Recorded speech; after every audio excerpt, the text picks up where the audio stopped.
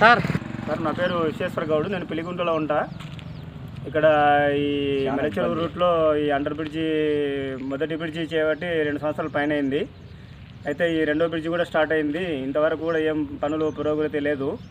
మీకు పిలిగుంట నుంచి టౌన్లోకి పోవాలంటే ఇక్కడ అండర్ బ్రిడ్జి ఏర్పాటు చేసినారు. అక్కడ చాలా ప్రమాదాలు కూడా జరిగే అవకాశం ఉంది. స్కూల్ పిల్లలకు వెళ్ళడానికి కూడా ఇబ్బంది ఉంది.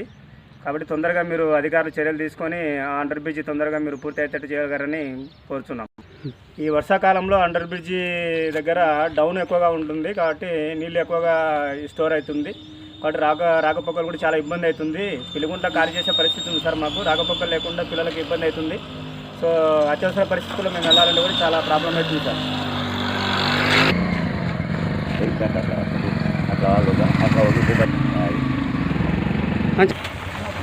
సార్ మాకు ఇక్కడ వెలుసూరు పోనికే సేద్యంకి పోనికే మాకు చాలా ఇబ్బంది అవుతుంది.